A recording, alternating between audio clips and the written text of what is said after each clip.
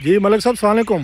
वालेकुम अस्सलाम। ये सर जी मेरे साथ प्रोफेसर ताहिर मलिक साहब हैं, नमल इस्लामाबाद में प्रोफेसर हैं। बड़े एक्टिव किस्म के बंदे हैं, दानिश्वर हैं, कमेंटेटर हैं। पॉलिटिक्स हो, लिटरेचर हो, सोशल इश्यूज़ हो, मलिक साहब आगे आगे हो। तो ये शहर के इस्लामाबाद का वह हमारे दोस्तों में से जिनकी सबसे दोस्ती है, सबसे जिनकी आपस में बोल चाल नहीं है, मिलना जुलना नहीं है। मलिक साहब वहद आदमी जो पूरे इस्लामाबाद में हर बंदे से इनका मिलना जुलना, बाकी इससे ज़्यादा डिफ़ाइन क्या किया जा सकता है। मलिक साहब आज इनके गांव में आए हुए हैं सर, न टिप्पी तई तई जा रहे नाम बड़ा और तलागंग तलागंग आए हुए हैं सर, तहसील तलागंग, और ये टई गाँव है सर।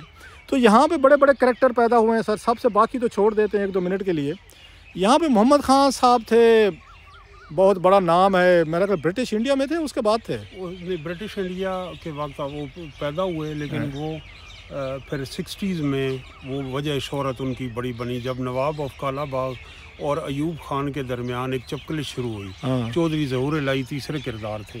तो मोहम्मद खान डाकू, उनकी जो तस्वीर आपने लोगों ने देखी होगी, मैंने अभी दिखाई है मुझे। इसके ऊपर तो मैं समझता हूँ कि सीरीज बननी चाहिए, नेटफ्लिक्स टाइप मूवीज बननी चाहिए। वैसे करैक्टर बहुत बड़े थे और उनको उर्फ आम में मोहम्मद खान डाकू कहा जाता था। लेकिन वो अवान बरादरी से ताल्लुक़ रखते थे। यहाँ करीब ही गाँव है, कोई 20-30 किलोमीटर पे ढुरनाल, वहाँ से उनका ताल्लुक़ था।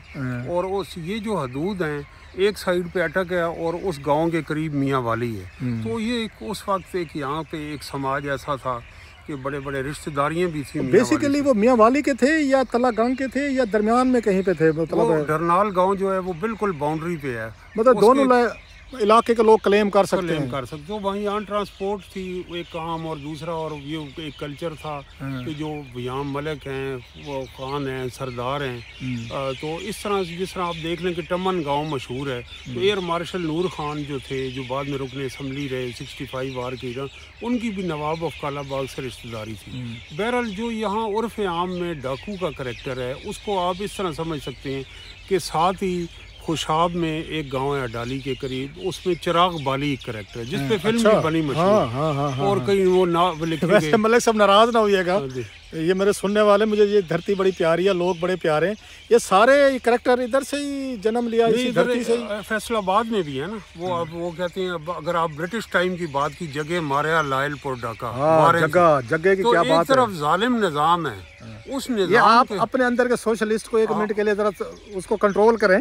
मुझे ज़रा मोहम्मद खान साहब के बारे में बताएं कि उनकी वजह शोहरत तो चलो नाम के साथ पता चल रहा है, मोहम्मद खान डाकू जो कहते हैं।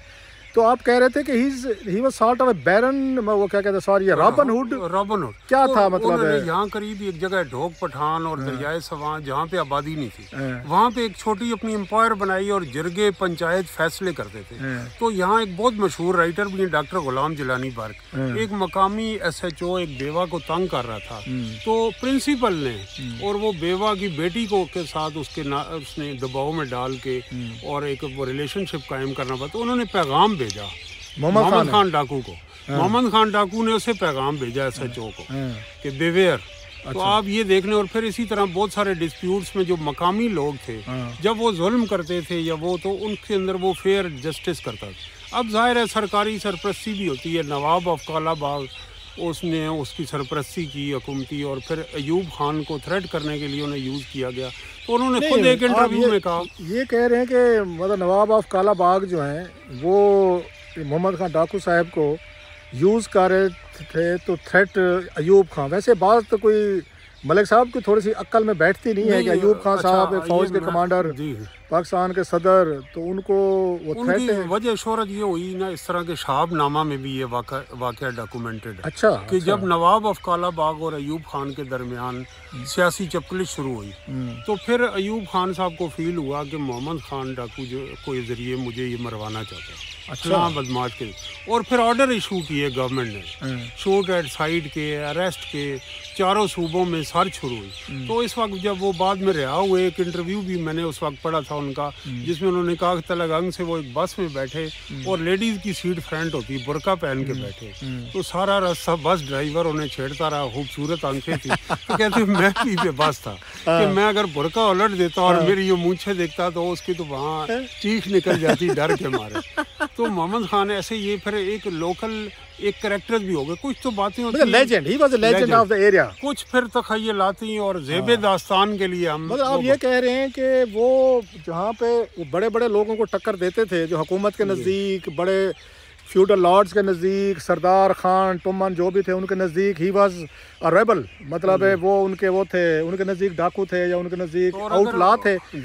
तो लेकिन गरीब लोगों के लिए आप ये कह रहे हैं ही वाज प्रोटेक्शन, कि किसी का बहन बेटी का मसला है, ज्यादती हो गई, जुल्म हो गई, he used to stand, this is what you are saying sir. और उनसे ये जो खवातीन के लिए है रिस्पेक्ट, अगर कोई मुखालिफ भी है उसकी औरत पे अटैक नहीं करना, उसके लिए ये तो उस दौर में एसओपीज होते थे, ये इज्जत तो होती थी, वो तो डाकू भी रखते थे ये चीजें। जी, तो ये चीज़ें अब उनकी फैमिली बड़ी रिस्पेक्टेबल है। उनका बेटा जो हाशिम डरनाल है वो यहाँ पीपल्स पार्टी के जनरल सेक्रेटरी हैं, और उनका बेटा अभी पीछे पाक फौज में वो सिपाही है, और वो जो यहाँ एक हमारा दहशत गर्दों का हमला हुआ था उसमें बड़ी दिलेरी से लड़ा। ISPR ने भी उसको आपके खित्ते के लोग दिलेर तो हैं, बहादुर हैं, इसलिए ज्यादा आर्मी तो यहीं से रिक्रूट होती है। रेप्यूटेड फैमिली है। बाकी ये कि उस वक्त की जो सूरत वो माइंड तो नहीं करेंगे हमारा ये 20 लाख देख के। नहीं, वो बड़े खुश हैं और उन पे प्राउड हैं और लोग पसंद करते हैं उनको। उसका पॉलिटिकली फायदा भी होता है, क्योंकि लोकल लेवल पे उनका जो तासुर है, उन्होंने इलाके के किसी बंदे से ज्यादती नहीं की। अच्छा, और जिसके साथ ज्यादती हो रही थी उसकी उन्होंने उसके साथ खड़े हुए दाद रसी की। ये एक बड़ा जो आपने टर्म यूज की रॉबर बैन, जहाँ पे स्टेट वीक है और रॉबिन हुड, वहाँ पे एक और दूसरा जो जिरगा सिस्टम है, पंचायत है, और बहुत सारी। इस हमारे गांव से उनका क्या ताल्लुक है, एक इंटरेस्टिंग बात बताऊं। हमारे गांव के एक टीचर थे जो उनके गांव में स्कूल टीचर थे।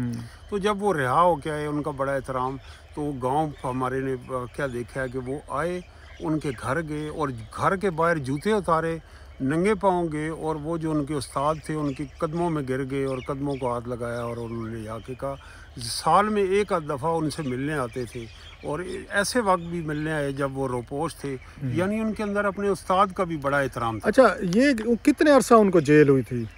उनको लाइफ सेंटेंस हुई थी, और फिर मोहतरमा बेनज़ीर भुट्टो जब वज़ीर आज़म बनी तो उन्होंने कहा 88 में कि 65 प्लस जो हैं उनकी इतनी, तो वो उसकी वजह से फिर रहा हुए, और फिर बच्चों को उन्होंने अच्छी स्कूलिंग दिलवाई। उनके बच्चे जो हैं वो इलाके से दूर कैडेट कॉलेज और इस जगह भी थे, तो वो एक जो मलाई किरदार थे, और उन पे कम लिखा गया। जिस तरह हम कहते हैं चिराग बाली पे या फैसलाबाद या उधर के जो लोग हैं, गुजरात में हमने ये कल्चर देखा है, वहाँ ज़्यादा लिखा गया। तो लेकिन जो मोहम्मद खान है वो इतना उनके ऊपर लिखा नहीं गया चीज़ें। तो वैसे मलिक साहब आपके सुनते हुए मेरे जहन में ऐसे ही आ रहा है, आपके क्योंकि सारा इलाका भी है, कंटेक्ट्स भी हैं, तो आप सपोर्ट करें, कोई मदद करें, मिलवाएं, तो आई कैन ट्राई के उन पे, क्योंकि थोड़ा सा लिखने लिखाने का मुझे भी है, तो बहुत सारे हिस्टोरिकली उनकी फैमिली बता सकते हैं, उनकी एक बायोग्राफी लिखी जा सकती है। दुनिया भर में रॉबिन हुड पे तो और बड़े बड़े कैरेक्टर्स हैं, वहाँ तो लिखी जाती हैं ये। तो अगर उनके बच्चों से मिलवाएं, कोई बैठ के किसी वक्त मैं आऊँ, कोई 1-2 दिन लगाएं उनके साथ, वी कैन राइट। तेलंगाना के लोग आपको बड़ा पसंद भी करते हैं। मैं ये समझता हूँ कि मैं खुद प्रोफेसर हूँ, लेकिन हमारे अंदर एक कॉलोनियल चीज़ आ गई कि लोकल हिस्ट्री को हमने अहमियत ही नहीं दी, कि लोकल हिस्ट्री के अंदर भी जो हमारी फोक लॉर्स हैं, जो हीरोज़ हैं, जो कल्चर है, जो और चीज़ें, तो हमने जो वो एलियन लैंड्स हैं या वो थीम्स हैं, उसको कहा कि ये शायद फैशनेबल नहीं। ये अब वक्त आ गया कि हम लोकल हिस्ट्री को, मकामी तारीख को भी डॉक्यूमेंट करें। नहीं, ये बड़ा जो, क्योंकि मैंने सुना हुआ, मज़े की बात बताऊँ, मैंने कैसे सुना, पहली दफ़ा मैंने मोहम्मद खान डाकू साहब का नाम पहली दफ़ा यूनिवर्सिटी में सुना 91-92 में, जब मैं यूनिवर्सिटी, हमारे साथ हमारा दोस्त था शोएब भट्टल मियाँ वाली का है, जी। आप जानते हैं, आजकल लंदन होते हैं सर वहाँ पे। तो हम इकट्ठे थे यूनिवर्सिटी में, हम एक डिपार्टमेंट में थे वहाँ पर, तो इकट्ठे पढ़े, दोस्त भी थे, हॉस्टल में भी रहते थे। तो उनके मुँह से, शोएब के मुँह से मैंने पहली दफ़ा मोहम्मद खान डाकू जो है ना, उनका नाम सुना। वो शोएब के कोई दूर पार के रिश्तेदार भी निकलते थे, तो आते जाते ना, फिर बाज़ दफ़ा कभी कभार कोई छेड़खानी होती तो हम शोएब को कहते होते थे कि यार कोई ज़रूरत, अच्छा उस वक्त ज़िंदा थे वो, मुझे अगर याद पड़ता है, तो उस वक्त तो शोएब से हमने सुना था। बाला विचवी में शोएब का इधर घर है, इधर मियाँ वाली से आप आगे जाए ना, वो जी, तो उस पे है। तो मैंने पहली दफ़ा उनका नाम जो है ना शोएब से सुना था।